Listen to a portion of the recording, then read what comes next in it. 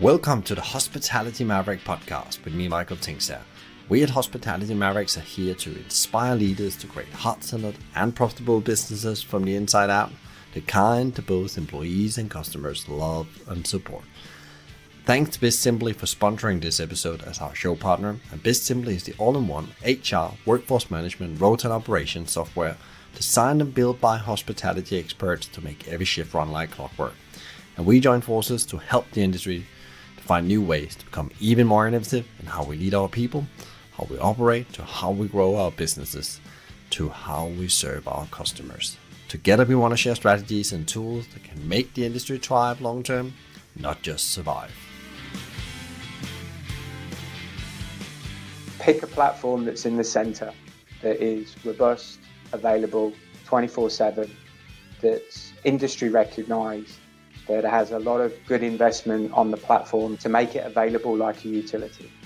And then add the applications that drive benefits in your business. So whether it's point of sale, point of service, kitchen display systems, credit card, loyalty, aggregators, but get the endpoint right first. Get the backbone right first.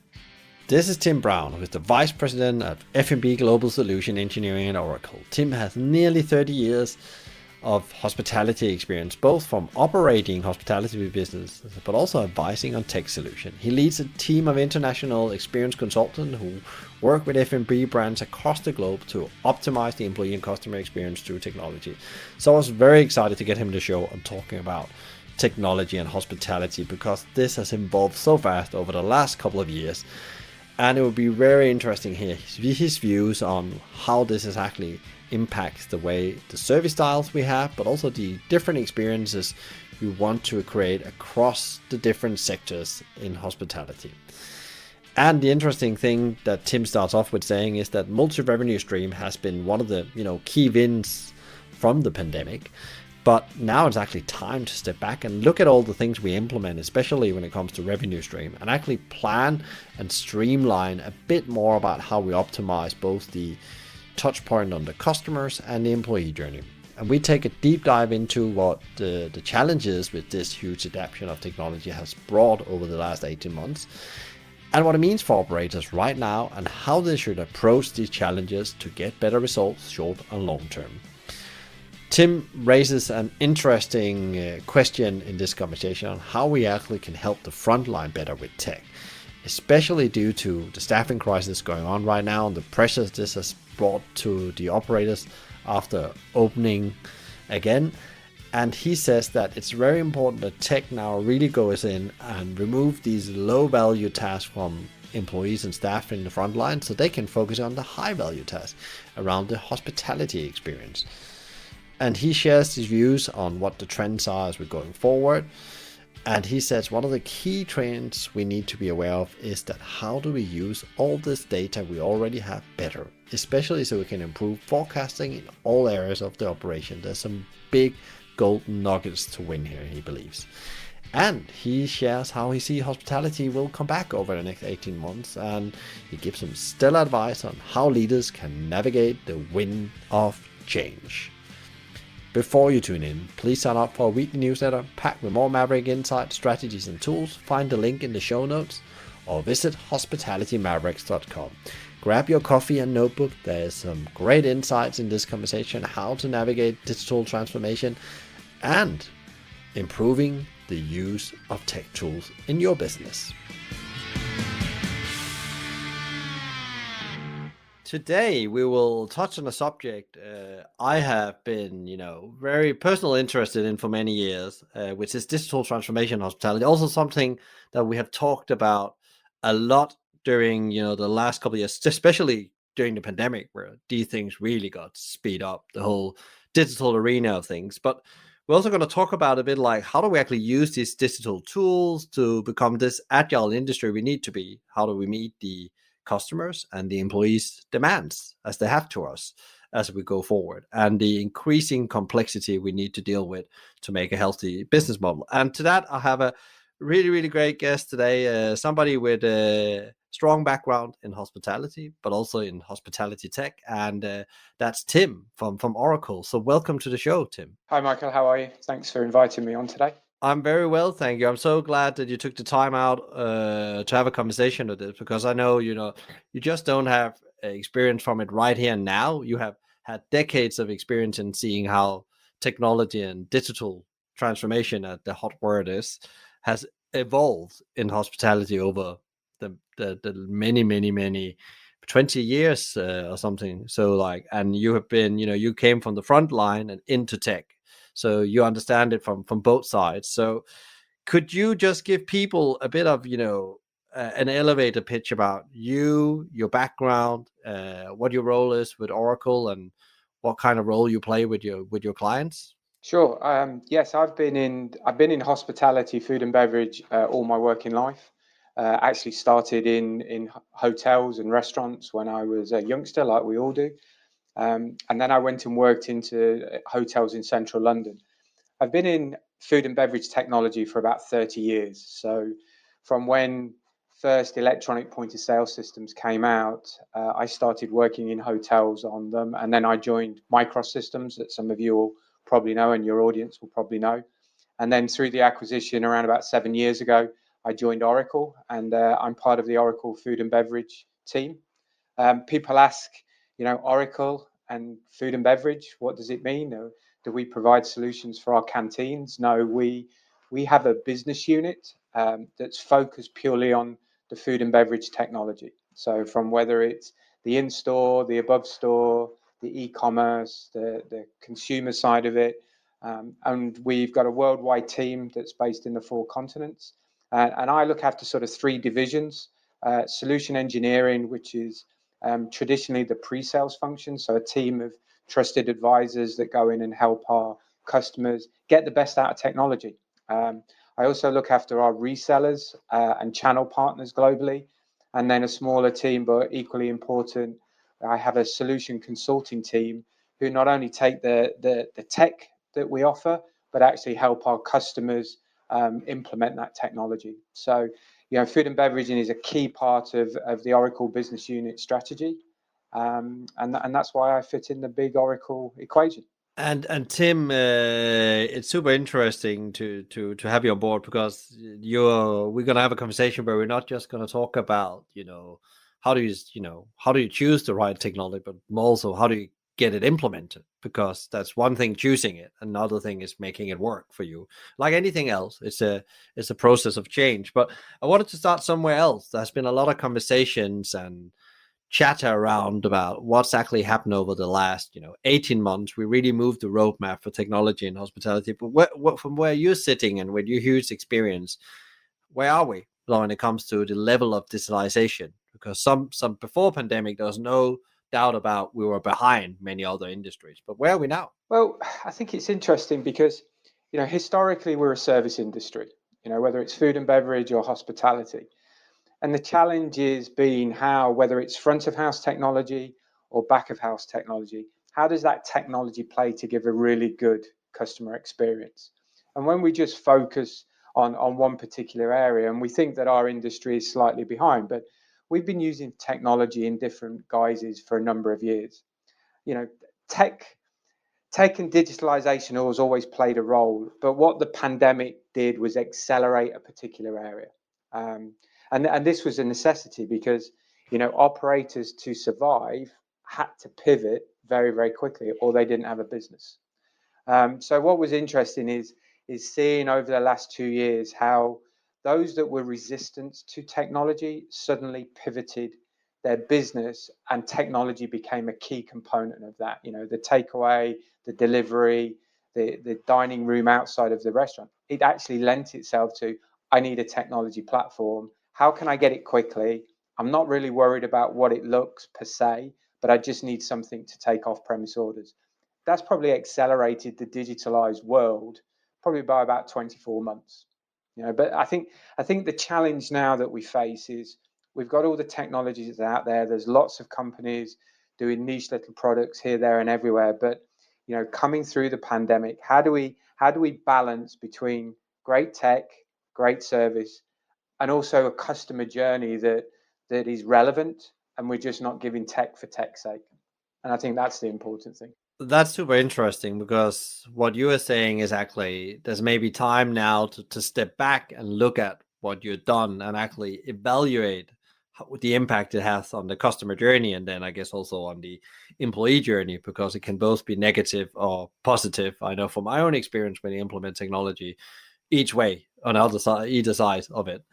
Um, what have you seen that like let's say the pioneers what are the typical traits they're doing now around digitalization? What are they doing to assess this and stop up and actually make sure did we get this right and what do we need to go forward?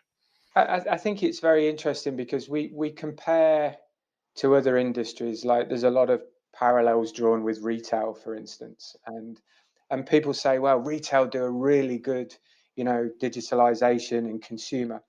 Actually, we're doing a discredit to the food and beverage business because if you go back sort of 5 or even 10 years ago, actually same day delivery, 30-minute collection. And when we think about supermarket e-commerce now or DIY or anything that we order online, if you go back and think about pizza delivery back in the late 90s and the early noughties, they pioneered pizzas within 30 minutes delivered to your doorstep. So actually, the food and beverage industry gets a lot of bad press in that we're behind the technology. But in some aspects, if we think about same day, same time, 30-minute delivery, pickup and collection, we were actually ahead of the game.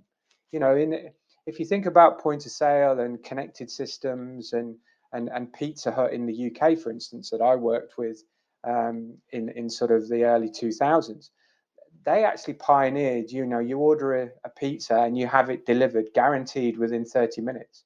Now, a lot of supermarket chains would love to be at that juncture at the moment where you order something and it's delivered, or clothing or everything else. So I think I think food and beverage has in some areas in terms of consumer commerce got a bit of a way to catch up, personalization. But I think we've actually been at the forefront of a lot of digital in some sectors. Now I have to preface that in some sectors we've been quite advanced. In others, they are playing catch up. And it's quite interesting you're mentioning retail as well because that's also where you see the store format is really has been changing as well on the back of technology.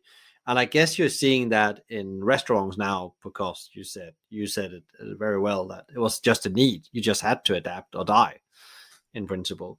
Do you think that technology is gonna have such a huge role to play as there's lots of comments on in the moment that if you don't have very strong in your digital transformation, you're probably not gonna exist in 5 years time. I think what we're seeing is sectors morphing. And what I mean by that is we probably had, if you actually analyze quick service, casual dining, table service, stadium, hotels, etc., there's probably about 13 or 14 different service styles. I think as we saw with fast casual, which is you've got casual dining meets quick service and fast casual was born, we're now seeing operators offer all different channels. So some operators will have an on-premise casual dining experience, but a delivery function. They might do curbside. They might have a quick service concept. So I think what we've seen during the pandemic is the traditional casual dining table service. I've opened up to how do I expand my dining room? How do I offer delivery as if I'm a pizza restaurant or a quick service restaurant? How do I do curbside collection? Curbside in the US in casual dining was quite prevalent before the pandemic. Collection from a casual dining establishment is now the norm over here. We see how delivery has just taken over, but it's going to be interesting over the next 18 months, maybe. What happens with delivery? Are we going to see people taking that back more in house? Are we going to see people developing their brands? When we look at different sectors and when we do research, whether it's the theme parks that we did recently or stadiums or even the quick service places, it's really interesting. McDonald's, where, you read some articles about their menu during lockdown was a lot slimmer and people were more happy and staff were more happy and supply chain was easier. So will we see drive-throughs change, with I'm going a bit left field here, but with the advent of car technology, whether it's Tesla or Ford or whoever, is that we won't actually need to have drive-through pillars in a car park. We'll just have the car connected to the food and beverage quick service restaurant, and you'll speak to your car, you'll pay for it, and then you'll just collect it at collection windows. Stadiums are another interesting, in the UK over here, we've never been allowed to serve alcohol in the Premier League in the bowl because it wasn't allowed. But with those trials coming next year, that they might start to introduce food and beverage in seats. And then what does that mean about the concession stands? Will we be queuing up at half time, or will we have, collection lockers where you order on your mobile device or in your seat and you walk to a collection point, which is serviced by a whole kitchen production area at the back of house? So I think pandemic has been good for some aspects. It was terrible for the industry, don't get me wrong, but it's made the industry pivot and look at multiple service styles, and drive sales in different ways. And then technology obviously plays a really important part in that, is how do they pivot from an on-prem to an off-prem? How do they take advantage of aggregators? How do they be very dynamic and rapid in bringing technology to the market? But then that brings its own challenges, is how do you get consistency? Yeah, that's very interesting you say challenges, because I was thinking of that, the impact, technology has, and we touched on it just a couple of minutes ago about the employee and customer journey. What are the typical things you're seeing now that happens after, a lot of people have implemented a lot of tech? It's not just one thing. They maybe implemented 5 new things, and, they kept us alive, they kept the doors open, it did all the things they need to do. But now, as we step back and we look forward, we find out there may be even some challenges around these technologies. They don't talk together. It could be infrastructure, again, Wi-Fi connection, whatever it is, physical things that to serve all these revenue streams, you need physically different. What are the typical things you're seeing out there? I term it spaghetti. We're creating a spaghetti architecture, and we did that because there was a need during the pandemic. So there was little thought into how do we bring this all together. It was about how do we get solutions to market very, very quickly, rough and ready. I've just got to get them in the hands of the consumer. I'm not really concerned about how it's then connected or the transfer of data from A to B. So we've probably gone back to actually when Windows first came out, when a lot of food service operators, and I can remember this, that Windows terminals, Windows tills, Windows operating system, very open, the first open source sort of solution. So we had a lot of companies racing solutions to the hospitality industry, and we ended up with spaghetti topology. We're probably gone full circle again now, is that we've got lots of applications, lots of connections, lots of moving parts. Is that scalable? Is that something that you can take from a few stores to 100 stores to 1,000 stores across an area? And I think I'm speaking to a lot of operators and CIOs about, okay, we've got all this great tech. How do we normalize it in the center?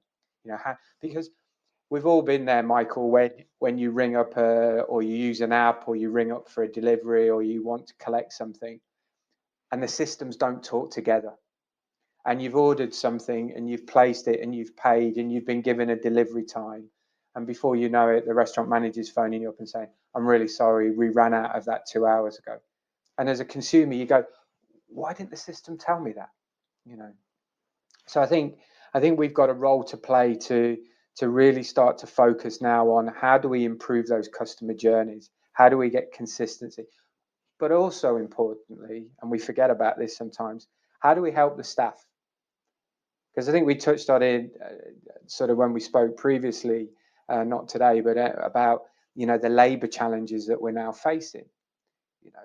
The industry is suffering from labour. So how do we help the staff with technology, whether it's front of house or back of house?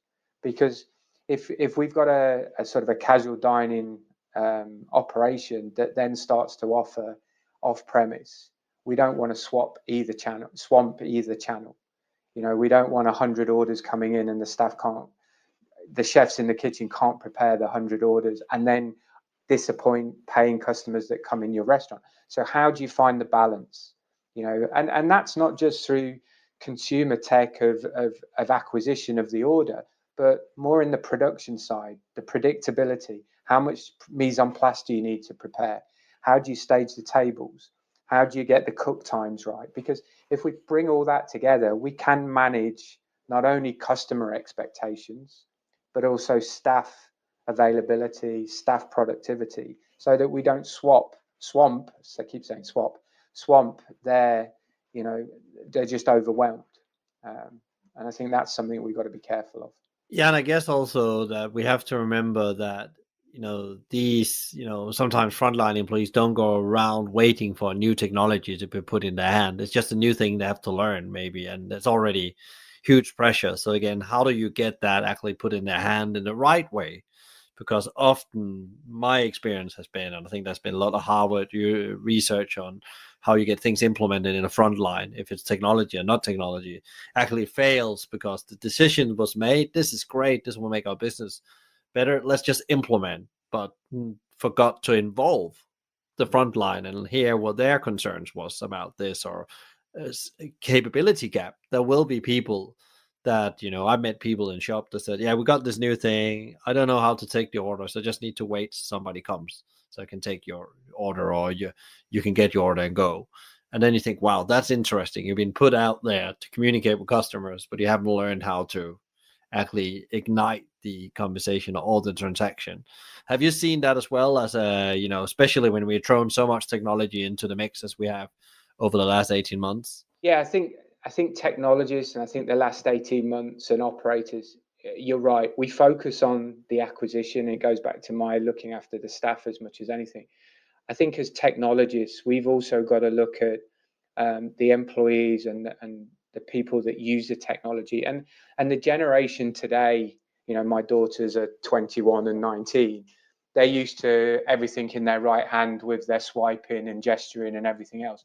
So we have to think in that mindset when we're doing customer experience. And it's fine when we're doing sort of web apps and things along those lines, because there's great amount of experience in that.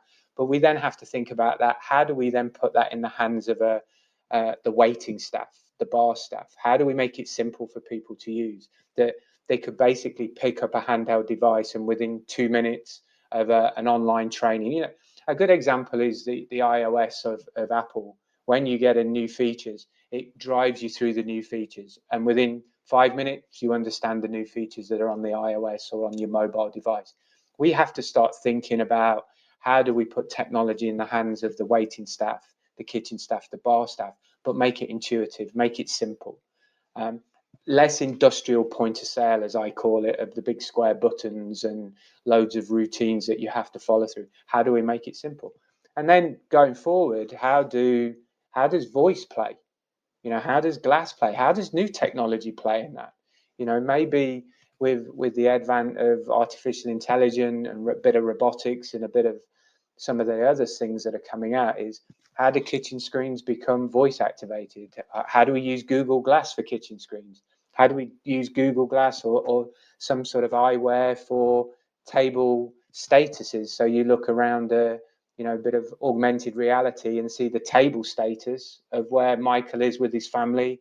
Has he had a drink in the last 5 minutes? Has he had his first check? Does he need to pay his bill? Has he pressed a button on the table that he wants some service? So, how do we get technology and to work for us to help our staff become more productive, more profitable, more quickly? Yeah, and I guess it comes back to this old saying I always say: technology should either save your time or make you money. And I also think it's important that operators look at how technology runs their operation. The Europeans on their sort of, you'll know this from Denmark, Michael, when you're down in the squares and that, they have big tables outside. And it's been great in London this year, in Soho, seeing operators have outside terraces and outside dining. I think it's fantastic. It's been a real fillip for the industry. But if you look in Germany and Holland and Denmark, you have your best sellers on the floor. They never leave the terrace. They never leave the tables. and then they have runners running the food and the drink, and giving technology to those key staff that really drive the tables, or really drive the sales on the tables, but then have runners coming out. That's where technology can really help, not only for the check spend, but also for the table turns, for the being reactive to the customers, and that's where infrastructure, you mentioned it earlier, has to come in as well. That you've got to have good Wi-Fi, you've got to have good wireless, you've got to provide it not only for your staff, but also for customers as well, because they all want to get connected. Yeah, and it's so interesting. You can still, after we open up, you can still, I was a bit surprised, you can still go in somewhere. Maybe you have some time between things, you're in transition and you buy a coffee or some food. And I'm still surprised about the quality of the difficulties sometimes to get on the Wi-Fi, and actually how much I have to give away to actually just get access as well. That's another thing. Like how many steps do I want to go through to get Wi-Fi? I'm just going to stay on my phone network then, and accept that I don't have the best Wi-Fi, but that's okay. But you go back 3 or 4 years ago, and people used to make you pay for the Wi-Fi. You'd go in hotels and you'd have to pay a lot of money for high-speed Wi-Fi or dial-up or whatever it might be, and it's become a utility now. And that's where technology has become, in my opinion, it is the equivalent to gas, electric, water, lights, for instance. It is a utility, and people expect it. They expect it on all the time, and that's where technology in restaurants is becoming now. Is it's a utility that always has to be on, accessible, easy to use, and available. So, Tim, we already touched on, there's no doubt about technology can help operators in many ways. It can save time, it can save money, it can improve the employee and customer journey. One of the things I was sitting and thinking about, like you mentioned, we had this crazy rush to implement technology, and we created a spaghetti bowl, as you said. And I guess now, and I think we also touch on it, like now people have to step back and make a plan, and maybe almost a digital strategy. And then how do we untangle all this, and where do we start, and what comes first? Fix the fundamentals, in principle. Is that what you see as well? Like, the most savvy operators are doing now, and what are typical things you see around the strategy work on this? Because I guess it's good to know you need to do something, but you need to have a plan, I guess.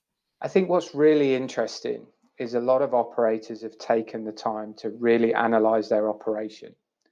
I'll give you a good example. I spoke to a restaurateur in North America he runs about 14 very good quality restaurants in the Seattle area.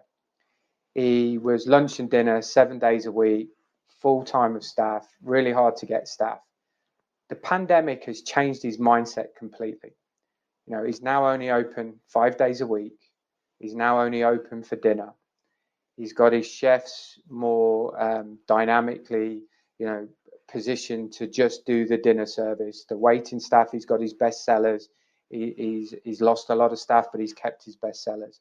Technology is not only helping him in store with production, but with reservations, with the box meals that he does. He's created a whole retail offering, and virtual dinners, and a sort of an off-premise conference and banqueting virtually that is still going on for companies and for operators. So on one side, it's allowed operators to really take a step back and think about their business, but then they're challenging operations and IT and marketing to say, okay, how does technology play a part going forward? And if we've got 10 different delivery aggregators, if we've got 10 different apps, if we've got different point of sale systems, if we've got different profiles, how do we bring that all together so that we really target our customers? So people are taking a step back, and to your point, they're saying, we've got all these interconnected solutions and applications. How do we take a step back? And where do we want to be next summer? And what does the business, because when we get the influx of tourists again, when we start to travel through airports, how can we learn from what we've done and get a backbone together? And another thing that we're seeing is that we're seeing that people want to streamline their IT. They don't want a big IT department. They want to have suppliers, and Oracle and others, to provide the whole service, so that they're just consumers of the tech, consumers of the applications. very much like, and I use the utility analogy again, is, you don't have people managing your gas networks. They don't want people managing their IT networks. So they want to work with, they want to get a strategy together that has that transactional platform, that has multiple points of service, that has connectivity to their back-end systems, that able to provide real-time data so that a store manager or a CEO can make decisions today and affect their P&L today, and not go back historically and say, if only we'd have done that, we would have made an extra few points here or there, or we would have given the best customer service. But at the end of the day, we're a service industry, and we've got to look after our customers, and we've got to give them a great consumer customer experience, whether it's on-premise, whether it's off-premise, whether it's via aggregators, because that brand is the brand across all the different channels now. And if you're an on-premise brand that's gone on to off-premise, you can upset your customers as much as an off-premise as you can on an on-premise. There's probably nothing new here to operators listening, but how do we get consistency? How do we give a great customer experience? Whether it's a delivery, collection, takeaway, or actually sat in the restaurant. That's the challenge. Yeah, and it's quite what you're saying as well is that implementing a lot of digital tools are not going to solve the key about what it's all about is actually understanding the positioning of what your customers want and needs. But technology will maybe help you get it to them in a more frictionless or faster way, or in a different way, the way they want it, in a way. And it's quite interesting. I had a couple of conversations where people have said, some of the most progressive operator, the Hugo Engel from Leon, had talked a lot about, in a conversation I had with him, about actually what they spend a lot of time now was they got all this extra data in, and they needed to understand what that data was saying to them, because that will maybe change the way they operate the business model, as you said. Like, how do we actually build technology around our business model so it works both in hands of the customers and the employees? So we actually, build one layer at a time. But we need to look at the data, because the data will tell us something. There's some stories within that, good or bad, that we either need to scale some of the good stuff, or we need to find a solution on some of the things that doesn't work. Or he said, like, could it be that suddenly our managers spending more time on administrating, data points they shouldn't really spend time on? They should have been given them, as you said as well, just to be in the fingertips of them, so they can make a decision. I think, yeah, that's a huge thing. Data in itself is a complex thing, and there's so much data already in the system you have. I guess, like, if you have point of sale or any other tool you have to predict your production and so on, there's so much data you can look at there and start building your strategy from. Yeah, the data is a really interesting subject that's going to come to the fore. Let's call it post, COVID. As you've just said, there's so many touch points of data, known and unknown data. It's how do you interpret it, and what tools do we give operators so that it doesn't become analysis paralysis? We don't want, in my opinion, we don't want managers sat behind a computer screen looking at visualizations and data flows and mapping and we need tools that actually replay the data in a meaningful, normalized format that's relevant. And we have all these data touch points floating around everywhere, as you said, point of sale, credit cards, cameras, traffic, whatever it might be. How do we make it relevant? I'll give you a good example. If you think about production, we focus a lot about wastage, but we don't really think about, do we have enough product to sell? And how can we predict how much we need to sell in 2, 3, 4 hours based on metrics or data that we don't usually think about? What about fog and weather, traffic patterns? In an airport, how does the delayed airline due to fog affect how many people are in the terminal? How do we then make sure that we're preparing, whether it's sandwiches or hot food or cold food, on the shelf, ready to sell? Because we've all been at Heathrow and walked past food and beverage outlets and they're empty, but their waste is zero. But what have they lost through the lost sale, not through controlling their waste? And that's an interesting conundrum. So I agree with you. Data is, they call data the new oil. It is, but you've got to make it meaningful for our industry. And I think predictive and analytics and patterns will become more and more important post-pandemic about forecasting. How can you start to predict habits of people, whether it's in a sandwich shop in London, whether it's in a restaurant? If you go back to the early days, Michael, of mise en place in the kitchen, where you used to think, oh, how many chicken do I need to prepare? And, oh, I'll have this in the trays and I'll chop up all my mise en place trays, etc., etc. It'll come a time where we'll actually predict how many chicken you need to prepare, how many pizzas need to have, cheese, ham, and tomatoes on, because that will equate for 3 or 4 different types of pizza, so that we're being more, we're using them as production to meet the demands of the business. And I think that's where data starts to play. It's quite interesting to say that, Tim, because one of the things I've always taken with me for my time in McDonald's was predict, your how do you actually build the sales you want, and how do you build back from that budget to have enough staff and food ready for those times, and within 5 minutes intervals. And I was very surprised when I asked somebody, so how many burgers do we need to sell to reach, let's say 100,000 that weekend? And what do you mean? How many? We always do 50 every day, but could you sell 75 maybe? Why are you asking that question? Because we need to know. I said, we need to start tracking this. And we did in the old days. We just built a massive billboard on the back of a wall with a pen and paper. And we started tracking. We found out we were not preparing enough food. We're actually losing sales up to 20%.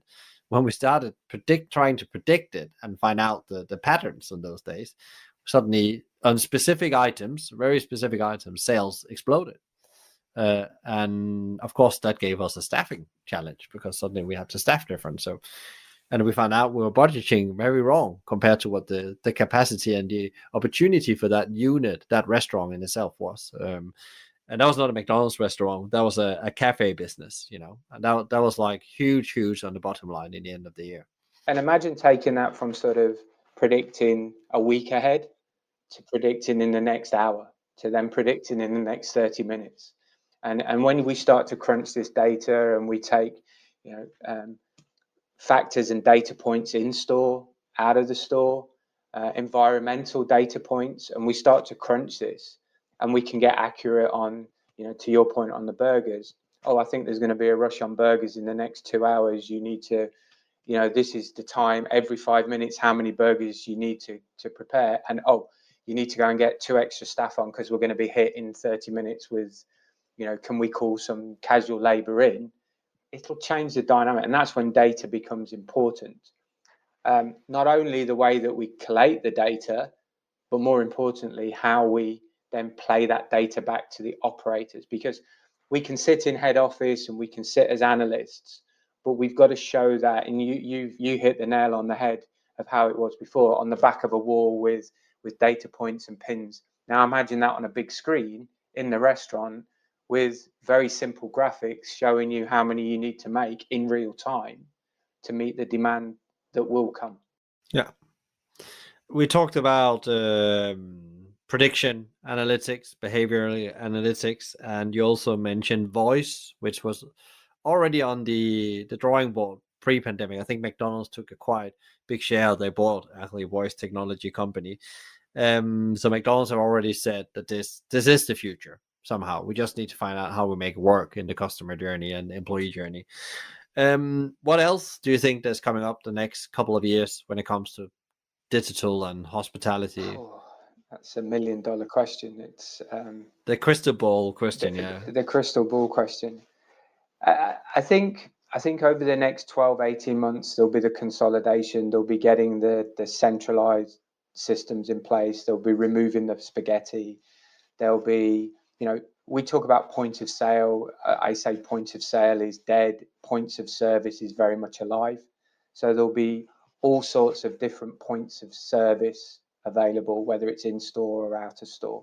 I use voice as a point of service, whether it's voice in your car, the use of voice in a kitchen, the use of voice at a kiosk, the use of voice at a drive-through pillow. I think glass has some legs in it. We're still sort of playing around with glass and what does that mean for restaurants. Expensive shop equipment for sort of kitchen monitors or hostess stands or something along those lines. And I think data and the sort of I think the other thing that's interesting is the definition of loyalty moving forward. It's really not a new tech phenomenon, but what is loyalty? You and I have probably seen loyalty programs come in cycles and different ways of loyalty over the years. So it's going to be interesting to see the definition of loyalty post-pandemic and what does that mean. Robotic technology, when we see the Amazon robots strolling around Milton Keynes delivering groceries, drones, there's talk about drones in different areas. When you see in Africa the use of drones to deliver blood to remote areas in near real time, that makes it interesting to see, okay, how do we start to deliver food to remote areas in where delivery zones don't cover, like country, out in the country or in the mountains or wherever. How would drones be used to do delivery? So I think there's a lot of blue sky thinking, but I think bringing it back to reality for the next couple of years is how do we get the infrastructure in place, the platforms in place, the consistency in place to manage whatever endpoint, whatever point of service we have, or who comes out with it next, to make sure that we have that endpoint solid in an area, in a geography, globally, etc., etc. Yeah, and that also connects very well with you said before that, you told the story about the operator in North America around Seattle that has changed their whole business model. So there's a whole new way of working in that business that has to be learned as well, I guess. And I guess that the way we are been working typically as hospitality business has been very top down, where technology is almost shifting that power out to the front line, where meaning that you have to involve the front line much more to make this work, because that's the reality of that, or else it would fail. Your business will fail if you don't get them involved and they don't feel engaged. That's the whole staffing crisis issues. Then we in employee engagement, being an attractive employer, all that has to be taken into account as well. If you think about hospitality and food and beverage, we go for an experience. If you take your family out, if I go out with my family, and post pandemic now, it's about experiences. It's making sure that we don't become too robotic with technology, because we want to go out and have great experience. And technology plays a really important role in a great customer experience, whether it's on the table, whether it's at lunchtime because you want to eat quickly and go, whether it's having something delivered to your house. So technology has a really important part to play, but we've got to give great experiences, because at the end of the day, we're also a service industry, and it's the people that work in our industry that create those services, but the technology needs to be there to help them create those great experiences. And I don't think we should lose sight. Technology does create theatre, whether it's the cruise ships with the robotic arms or the salad mixing machines in North America, or the conveyor belt, the roller coaster restaurant at the theme parks, that the food's delivered to your table on a roller coaster. That's all great experiences, but technology is an enabler, in my opinion, to give great experiences. Another thing we touched on as well, I guess, is the implementation of this and how you actually make that happen. Is there like any, for people that's looking to, untangle the spaghetti bowl, where should they go and actually get the insights, the learning from? Because again, there's a whole new demand here for knowledge and insights. You've got to look at it along the lines of what we do even in our home, when we put our home networks in, or connected devices, is pick a platform that's in the center, that is robust, available 24/7, that's industry recognized, that has a lot of good investment on the platform to make it available like a utility, and then add the applications that drive benefits in your business. So whether it's point of sale, point of service, kitchen display systems, credit card, loyalty, aggregators, but get the endpoint right first. Get the backbone right first. A lot of the time, people rush out for the next new shiny thing. It's not implemented or integrated ideally, and unfortunately, it then falls over and it gets a bad reputation through no fault of its own, because there are a lot of fantastic companies out there offering technology, but you've got to make sure you've got that endpoint, especially in an enterprise. You've got that endpoint that's consistent, always available, always online, and can manage the transactions. And then pick what drives the best value to the consumer internally. So don't go with a big bang, because, and especially on a new opening, everybody is focused on opening the restaurant, making sure it's right, getting the food perfect. The last thing you need is hundreds and hundreds of apps that you're trying to bring together. Pick the ones that will work for you on day one, then add over time the technology that helps with business challenges, provides benefits, drives customer success, and drives customer service. Moving on from the conversation about digitalization and how we're gonna make all that happen, you also, a leader, a person, a family person, and you've been through this transformation or whatever it is we can call it over the last 12, 18 months. What kind of lessons are you taking with you, or what are you leaving behind, maybe even? I think if you split it between personal and professional, I think on the personal side, not traveling as much as I did has made me reconnect and value and appreciate my family a lot more. And I think a lot of people will probably say the same. Is, pre-pandemic, where we were running at 100 miles an hour, we probably really didn't appreciate our family as much as we should.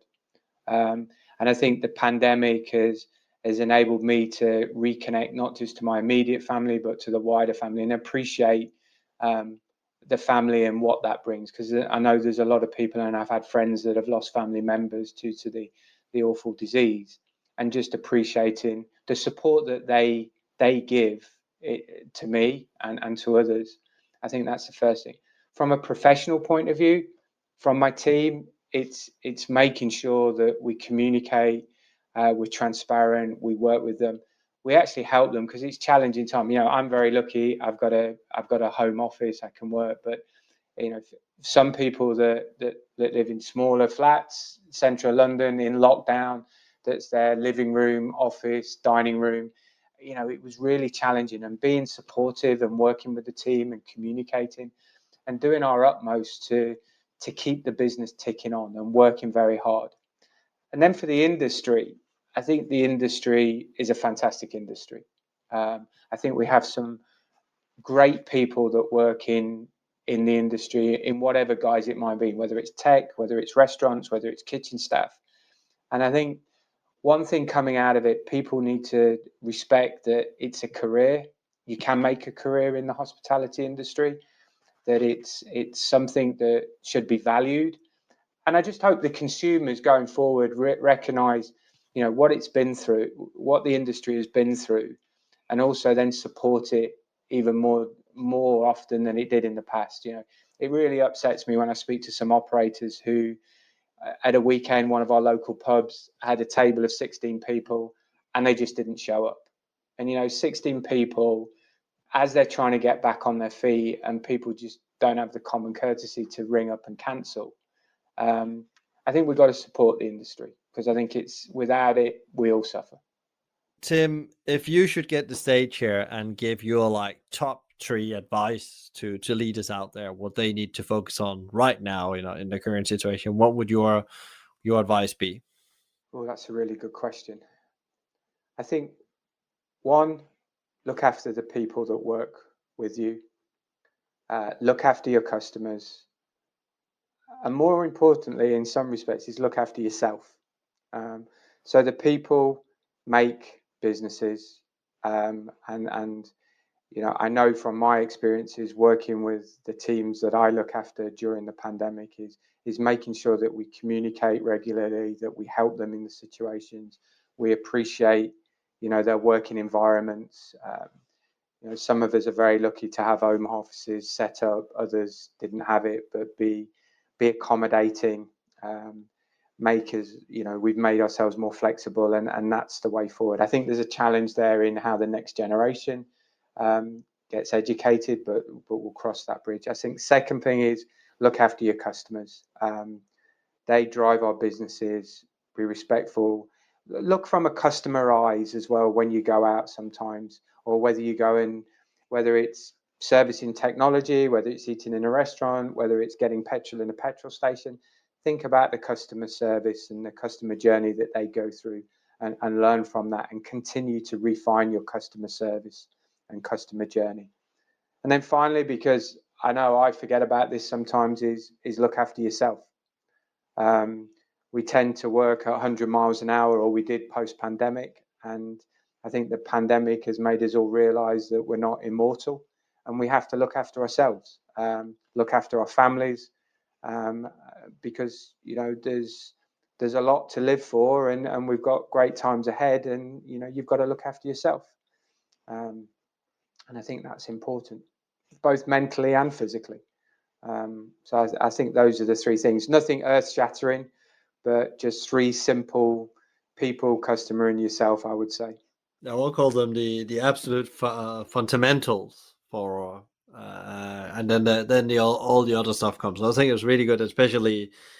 I think we all have found out that we are immortal during the pandemic in many ways, and and I think also there's I had this conversation with a lot of senior people. They say that their capacity from a brain power and energy point of view is not the same, not yet, and they don't even know if they're ever going to get there again, because it's been such a hard process. So actually just accepting that's not maybe it's not a viable way to work. Maybe that's just accepting that, as one of them said, like, I shouldn't have been working like that, but now actually I have to work through my teams. Or I think you mentioned an operator reduced opening days. That takes a lot of strain of you as a senior person as well, but they are making maybe the same money or more.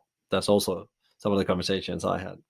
So that's been absolutely super interesting, Tim. Where can people find out more about you if they want to reach out to you, and Oracle, where the best places to go? Well, oracle.com, industries, food and beverage. You'll find a lot of blogs that I've written. So Oracle blogs and food and beverage. I'm on LinkedIn, Tim Brown, Oracle F&B. I'm more than happy to reach out to people. I use Twitter occasionally, Tim P. Brown. So yeah, but more than happy to speak to anybody, discuss the industry, discuss technology. Happy to chat. Great. Thank you so much for coming on the show, Tim. I send you and the team at Oracle Power and Energy for the time ahead, and I'm sure we'll catch up soon. Yep, thank you very much, Michael. It's been fun. Thank you so much, Tim, for sharing your deep insights and wisdom on digital transformation and hospitality. I would recommend you now to sit down with pen and paper and ask yourself, have you thought well enough about how you can take your digitalization journey to the next steps, so actually it put most positive impact both on the employee and customer journey?